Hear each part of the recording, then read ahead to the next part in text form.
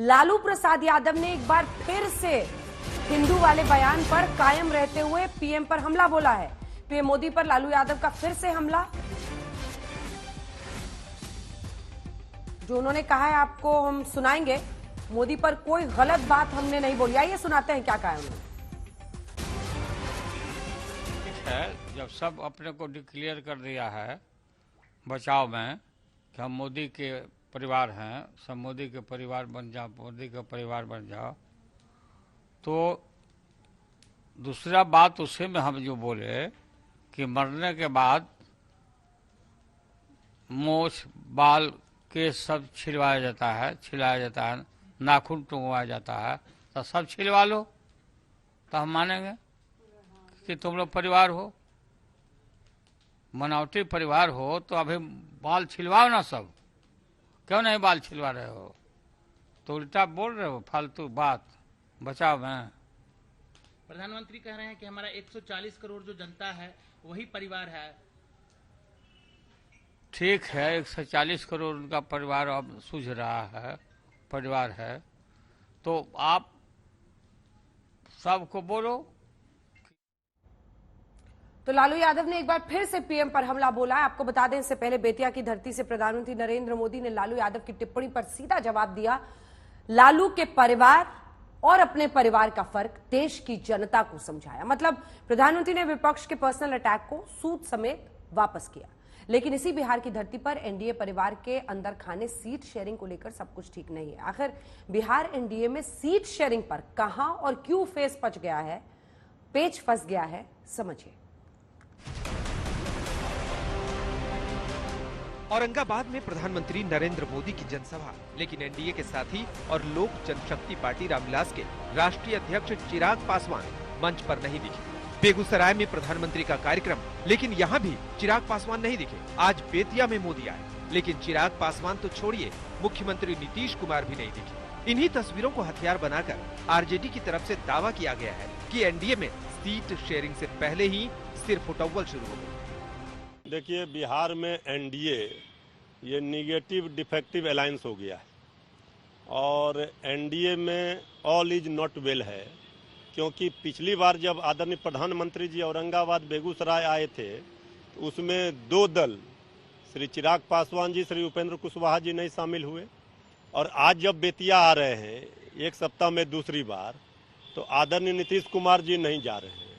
इसका मतलब है कि माननीय मुख्यमंत्री नीतीश कुमार जी तो जब इंडिया गठबंधन में थे, महागठबंधन में, तो रोज कह रहे थे जल्द से जल्द होना चाहिए, सीट शेयरिंग का फॉर्मूला तय होना चाहिए। अब वहां क्यों नहीं हो पा रहा है? अब तो वो विदेश जा रहे हैं, तो इसका मतलब सीट शेयरिंग का फॉर्मूला वहां तय नहीं हो पा रहा है, सिर्फ उटव्वल हो रहा है और भारी झमेला होगा।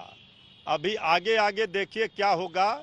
यहाँ हाथ और गले भले मिल गया हो एनडीए के घटक दलों के बीच में, लेकिन दिल अभी भी नहीं मिला है। सभी चीजें तय हैं। सीट बंटवारे में कोई देरी नहीं है, क्योंकि अभी आचार संहिता लागू भी नहीं हुआ है, चुनाव का भी अधिसूचना भी जारी नहीं हुआ है। तो इसमें कैसे कर सकते हैं कि सीट बंटवारे में आप पिछले चुनावों की भी स्थिति देख लीजिए, क्या इतना पहले सीट बंटवारा की घोषणा होती थी? और आप देख रहे हैं कि एनडीए की बैठक भी चल रही है। एक दो सीटों को लेकर कुछ पेच फंसी हो सकती है, जिसको तुरंत उसका निपटारा कर लिया जाएगा। बिहार में नीतीश की वापसी से फंसी बीजेपी।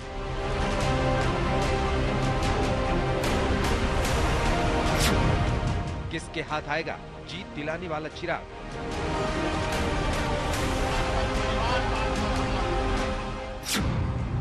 लालू ने दांव चला, एनडीए में मचा हड़कंप।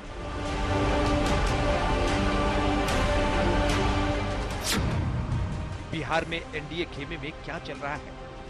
कमेटी की बैठक अभी हो रही है, विस्तार से आप लोग को पूरी जानकारी दी जाएगी कि हम लोग जो हमारे सीट्स हैं उस पर हम लोग विचार कर रहे हैं। जो हमारे 17 सीट हैं उस पर हम लोग विचार कर रहे हैं कि हमारा जो गठबंधन है, महागठबंधन, इंडिया का गठबंधन, ये मजबूत है और आने वाले समय में बिहार से हम सब लोग चौंकाने वाला रिजल्ट देंगे। तेजस्वी यादव को भी आपने सुना। देखिए, पटना के गांधी मैदान में 3 मार्च को ये हुआ था। इंडिया गठबंधन की एक बड़ी रैली हुई। इसी रैली के बाद लालू यादव और तेजस्वी यादव का कॉन्फिडेंस बहुत हाई है। तेजस्वी ऐलान कर चुके हैं कि बिहार के चुनावी परिणाम चौंकाने वाले होंगे। एनडीए को जोर का झटका जोर से लगेगा। आखिर गांधी मैदान में इंडिया गठबंधन की रैली में ऐसा क्या हुआ, देखिए। सबसे पहले इन दो तस्वीरों के जरिए बिहार में इंडिया गठबंधन बनाम एनडीए की चुनावी लड़ाई को समझिए। 2 मार्च को बिहार में नरेंद्र मोदी की जनसभा हुई, लेकिन मंच पर ना तो जीतन राम मांझी थे, ना तो चिराग पासवान थे और ना ही उपेंद्र कुशवाहा। ये सभी क्षेत्रीय दल इस वक्त एनडीए का हिस्सा है। वहीं 3 मार्च को इंडिया गठबंधन की पटना के गांधी मैदान में रैली है। इस मंच पर इंडिया गठबंधन एकजुट दिखा। सभी नेता एक साथ मंच पर दिखे।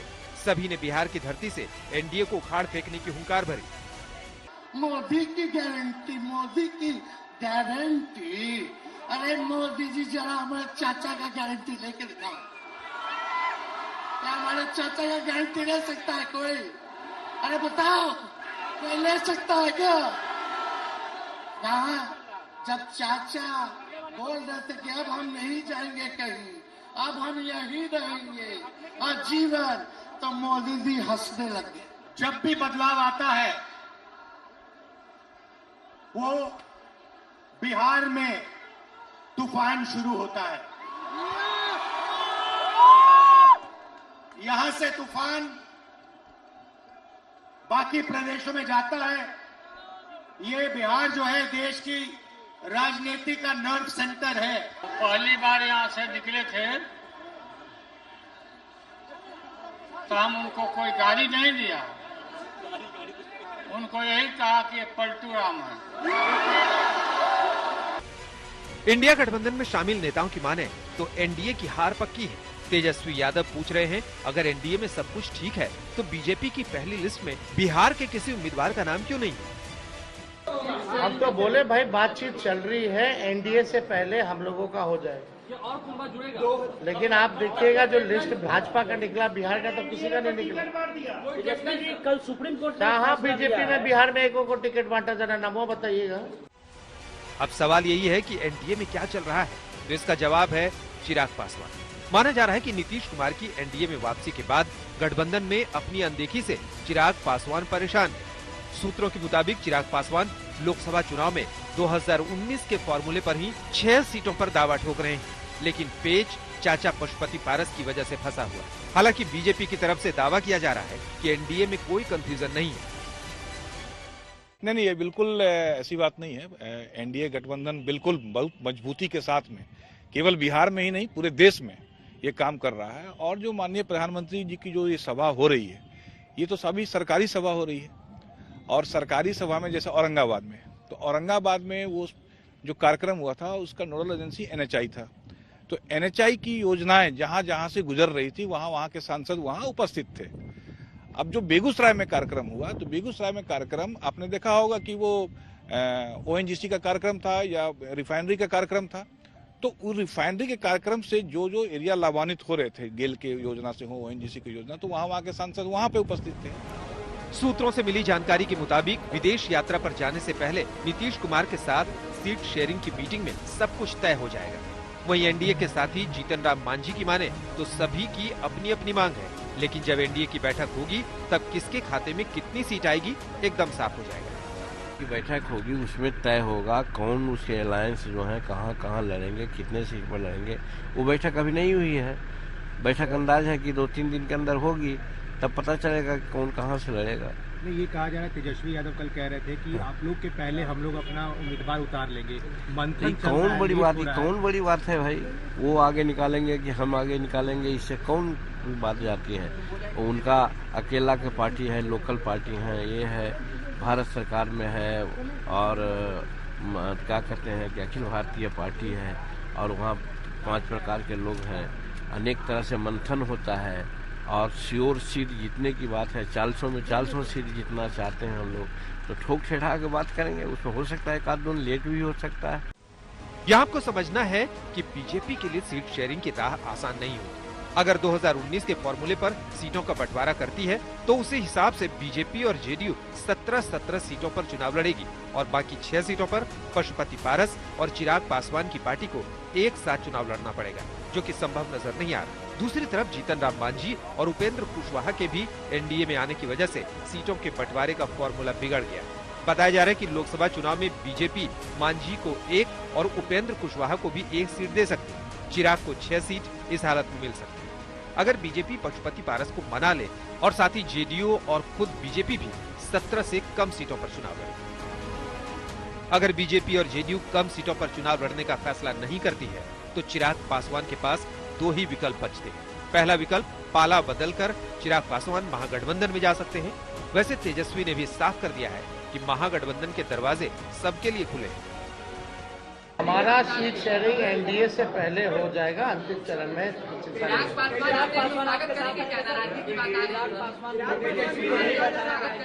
इसमें हमको क्या कहना, हमको तो कहीं जाना है नहीं, हम तो जहाँ हैं वहीं हैं। जिनको आना होगा वो ना बताएंगे, वो तब की बात है। अगर चिराग पासवान महागठबंधन में जाने का फैसला नहीं करते हैं तो दूसरा विकल्प उनके पास है कि अकेले उनकी पार्टी लोकसभा चुनाव में लड़े। इस फॉर्मूले के तहत चिराग पासवान उन सीटों पर अपनी पार्टी के उम्मीदवार खड़े करेगी जहां पर जेडीयू चुनाव लड़ रही है, यानी विधानसभा वाले फॉर्मूले पर आगे बढ़ सकते हैं। मतलब यही है, बिहार एनडीए में जब तक सीटों का बंटवारा नहीं हो जाता तब तक कुछ भी संभव है। आज तक ब्यूरो। रोहित हमारे सहयोगी इसी खबर पर हमारे साथ सीधा पटना से इस वक्त जुड़ रहे हैं। रोहित, नीतीश कुमार एक वक्त पर नाराज थे कि सीट शेयरिंग को लेकर इंडिया गठबंधन में कुछ क्यों नहीं हो रहा है। लगता है इधर आने के बाद लेकिन एकदम ही निश्चिंत हो गए हैं। हालांकि जो अन्य छोटे दल हैं वो इधर उधर बाहें उमेरते हुए दिखाई दे रहे हैं। क्या है पूरी तस्वीर एनडीए में सीट शेयरिंग की? देखिए, सीट शेयरिंग को जहाँ तक मामला है अंजना, वहाँ चिराग पासवान की जो है वो थोड़ी मुश्किल बढ़ गई है, क्योंकि नीतीश कुमार जब तक एनडीए में नहीं थे तो चिराग पासवान आश्वस्त थे कि उन्हें 6 सीटें मिल जाएंगी, जितना वो चाह रहे थे 2019 के फॉर्मूले पर। लेकिन नीतीश के आने के बाद एक तो अनदेखी हो रही है चिराग पासवान की, क्योंकि वो उनका 4 सालों में सबसे ज़्यादा विरोध करते रहे हैं नीतीश कुमार का चिराग पासवान। ऊपर से सीट शेयरिंग को लेकर भी चाचा के साथ जो है मामला फंसा हुआ है। चाचा भी हैं, वो 5 सांसद लेके बैठे हुए हैं, वो भी चाहते हैं कि 5 से 6 सीटों पर उनको चुनाव लड़ने दिया जाए। चिराग भी अड़े हुए हैं कि 6 सीट मुझे दिया जाए। ऊपर से मांझी आ गए हैं, उपेंद्र कुशवाहा भी अब एनडीए का हिस्सा है। तो ऐसे में जब तक कुर्बानी नहीं दी जाएगी या तो जेडीयू की तरफ से या तो बीजेपी की तरफ से, तब तक मामला जो है वो उलझा हुआ ही नजर आ रहा है, क्योंकि कोई भी दल जो है वो झुकने को इस वक्त तैयार नहीं है। और ऐसे में जिम्मेदारी जो है, बड़ी जिम्मेदारी वो बीजेपी के ऊपर होगी कि वो नीतीश कुमार को या तो मनाए कि वो 17 से कम सीटों पर चुनाव लड़े, या फिर चिराग पासवान और चाचा के बीच यानी पशुपति पारस के बीच ही कुछ सुलह करवा पाए कि दोनों मिलकर 6 सीटों पर चुनाव लड़े। हाजीपुर का भी मामला फंसा हुआ होगा रोहित, क्योंकि चाचा जो है पिछली बार वहां से लड़ गए थे, और जमुई अब बहुत अच्छी सीट रही नहीं है चिराग के लिए। हालांकि पिछली बार वो जीते थे लेकिन बहुत अच्छी सीट रही नहीं है, और चाहेंगे वो कि अपनी पिता की विरासत वाली सीट वो खुद ले। बिल्कुल, मैं वही कहने भी जा रहा था। दूसरा मामला जो फंसा हुआ है वो हाजीपुर को लेकर है, क्योंकि चिराग पासवान की एक बड़ी मांग ये है बीजेपी से कि हाजीपुर उनको दिया जाए लड़ने के लिए, क्योंकि रामविलास पासवान दिवंगत नेता और चिराग के पिता वहीं से हमेशा जो चिराग चुनाव जीतते हुए हैं, राजनीतिक विरासत वहीं से है उनकी, हाजीपुर से ही कहते निकलती है। तो इसीलिए चिराग अड़े हुए हैं कि हाजीपुर भी लड़ने को दिया जाए, लेकिन वहां से मौजूदा सांसद हैं रामविलास पासवान के भाई पशुपति पारस, वो भी अड़े हुए हैं कि वो हाजीपुर नहीं छोड़ेंगे। तो ऐसे में चाचा भतीजे के जो ये पूरा जंग चल रहा है अंजना, उसके बीच में सीट शेयरिंग का फॉर्मूला एनडीए में जो है वो इस वक्त खटाई में दिख रहा है।